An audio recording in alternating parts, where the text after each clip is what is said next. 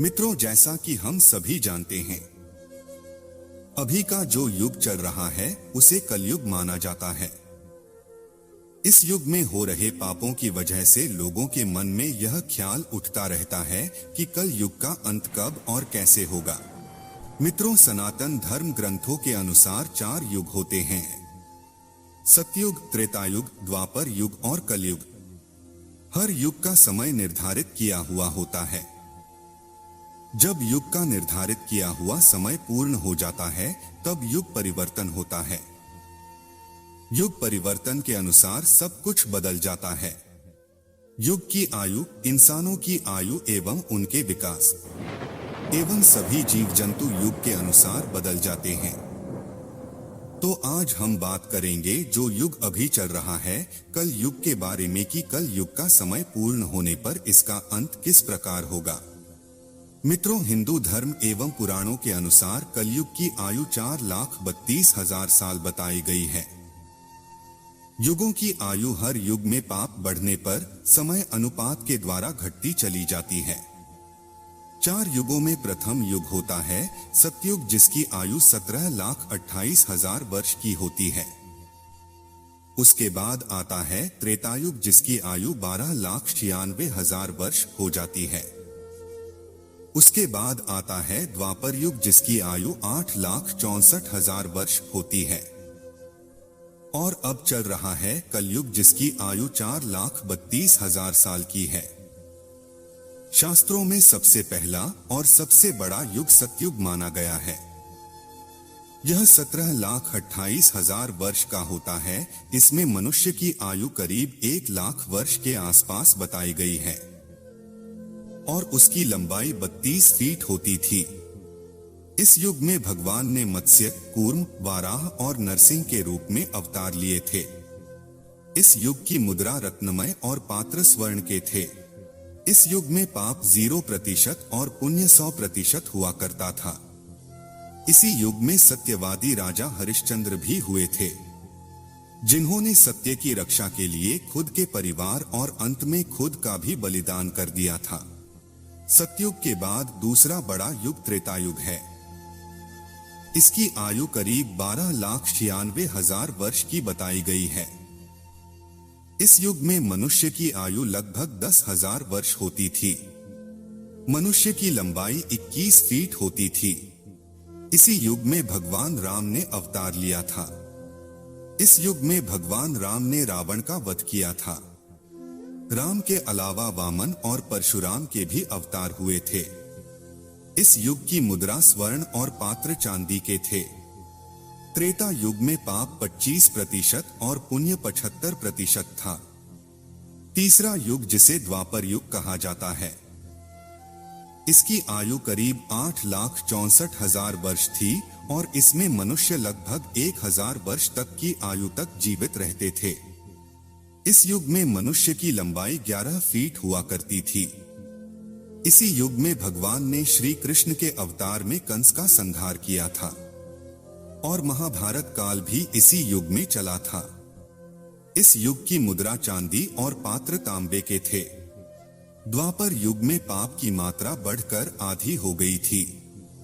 उस समय पाप 50% और पुण्य भी 50% हो गया था। शास्त्रों के अनुसार कलयुग को आखिरी और सबसे छोटा युग बताया गया है। इसकी कुल आयु करीब 4,32,000 वर्ष की है।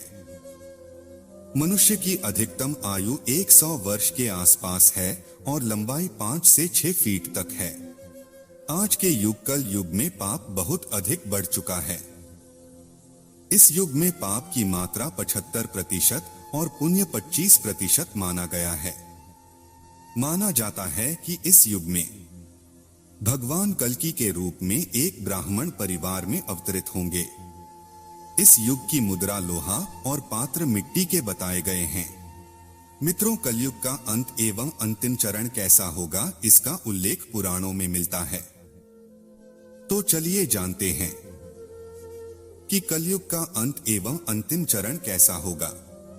हिंदू धर्म शास्त्र एवं श्रीमद्भागवत और भविष्य पुराणों के अनुसार जब कलयुग अपने चरम सीमा पर होगा तब कलयुग में पाप कर्म करने वाले मनुष्यों की संख्या अधिक से अधिक बढ़ जाएगी।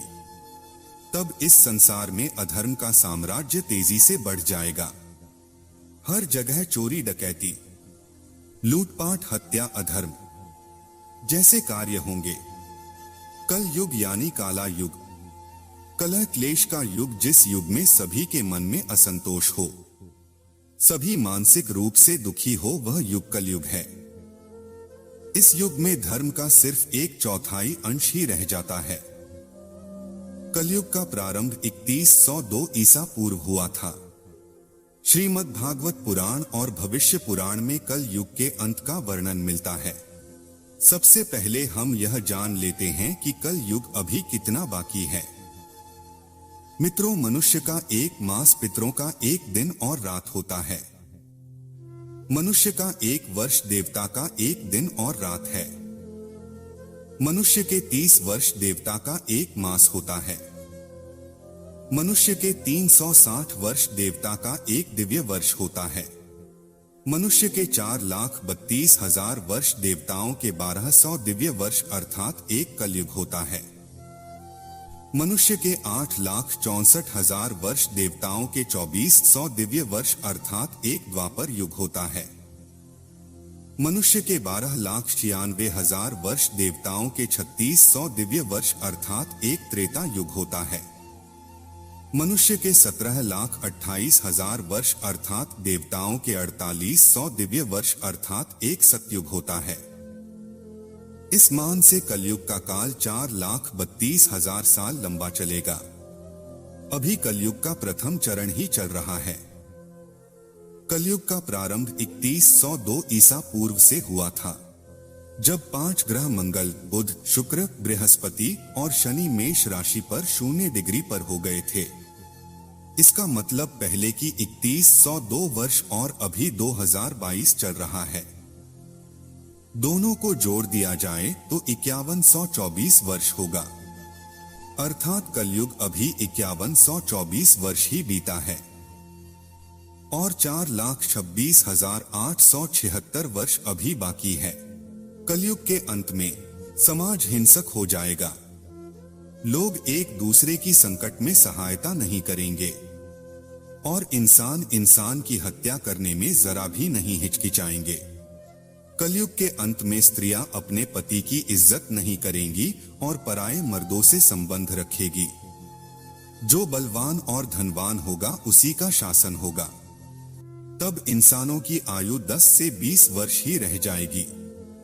मनुष्य 16 वर्ष की आयु में ही वृद्ध हो जाएंगे और स्त्रियां 8 से 10 वर्ष की आयु में ही गर्भवती होने लगेंगी। कलयुग के चरम में होने पर चारों वर्णों के लोग शूद्रों के समान हो जाएंगे। उस समय धर्म कर्म का लोभ हो जाएगा। मनुष्य जपर हित नास्तिक वह चोर हो जाएंगे। सभी एक दूसरे को लूटने में रहेंगे। मानवता नष्ट हो जाएगी। जो बलवान होगा उसी का राज रहेगा।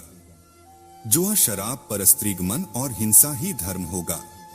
अपनी प्रशंसा के लिए लोग बड़ी बड़ी बातें बनाएंगे, किंतु समाज में उनकी निंदा नहीं होगी। उस समय सारा जगत म्लेच्छ हो जाएगा, इसमें कोई संक्षेप नहीं। कलयुग में लोग शास्त्रों से विमुख हो जाएंगे। अनैतिक साहित्य ही लोगों की पसंद हो जाएगा। बुरी बातें ही होंगी और बुरे शब्द ही बोले जाएंगे। स्त्री और पुरुष दोनों ही अधर्मी हो जाएंगे। स्त्रियां पतिव्रता धर्म का पालन करना बंद कर देंगी और पुरुष भी ऐसा ही करेंगे। स्त्री और पुरुष से संबंधित सभी वैदिक नियम विलुप्त हो जाएंगे। जब कलयुग का अंतिम समय आएगा, उस समय मनुष्य की लंबाई 4 से 5 इंच रह जाएगी और धरती का तापमान इतना होगा कि सभी लोग गड्ढे खोदकर रहेंगे। लोग भूख प्यास से मरने लगेंगे और गाय भैंस बकरी की तरह छोटी छोटी हो जाएंगी और दूध देना बंद कर देंगी। पेड़ पौधे फल देना बंद कर देंगे और सूख कर नष्ट हो जाएंगे। पृथ्वी की भूमि के उपजाऊ अंश 5 से 7 फीट अंदर चले जाएंगे। भूमि पर अन्न का दाना ना के बराबर उगेगा। लोग भूख प्यास एवं अकाल से दम तोड़ने लगेंगे। पृथ्वी लोक से सभी देवी देवता विलुप्त होकर अपने लोक चले जाएंगे एवं गंगा सहित सभी भारत की पवित्र नदियां सूखकर स्वर्गलोक चली जाएंगी। जब चारों तरफ अधर्म का साम्राज्य बढ़ जाएगा और लोग भूख से तड़प तड़प के मरने लग जाएंगे। पुराणों के अनुसार तब भगवान विष्णु के 10वें अवतार भगवान कल्कि का जन्म होगा। भगवान विष्णु कल्कि अवतार में समस्त संसार से मात्र 3 दिनों में ही पापियों का सर्वनाश करके पुनः धर्म की स्थापना करेंगे। जब कलयुग में सारे पापियों का सर्वनाश हो जाएगा, उसके बाद कलयुग के प्रभाव को खत्म करने के लिए पृथ्वी पर लगातार मोटी एवं मूसलाधार वर्षा तथा वज्रपात होगी, जिससे समस्त पृथ्वी जलमग्न हो जाएगी। तब फिर एक साथ 12 सूर्य उदय होंगे और जलमग्न हुई पृथ्वी जल सोख लेगी। फिर धीरे धीरे लोग साधु पुरुषों की सेवा, दान, सत्य एवं प्राणियों की सेवा में तत्पर होंगे। इससे धर्म के एक चरण की स्थापना होगी। उस धर्म से लोगों को कल्याण की प्राप्ति होगी, लोगों के गुणों में परिवर्तन होगा और धर्म से लाभ होने का अनुमान होने लगेगा। श्रेष्ठ क्या है, फिर इस बात पर विचार करने से धर्म ही श्रेष्ठ दिखाई देगा। जिस प्रकार क्रमशः धर्म की हानि हुई थी, उसी प्रकार धीरे धीरे धर्म को वृद्धि प्राप्त होगी और धर्म को पूर्ण तरह से अपना लेने पर लोग सत्य युग देखेंगे। तब फिर इस पृथ्वी पर नई भूमि और नए युग का निर्माण होगा, जो सत्युग के नाम से जाना जाएगा। तब इस संसार में फिर से जीवन यापन संभव होगा। मित्रों, उम्मीद करता हूं इस वीडियो से कल युग के अंत के बारे में थोड़ा ज्ञान तो अवश्य मिला होगा। मित्रों, वीडियो को लाइक अवश्य करें और ऐसी ही ज्ञानवर्धक वीडियोस देखने के लिए हमारे चैनल को सब्सक्राइब करना ना भूलें। धन्यवाद।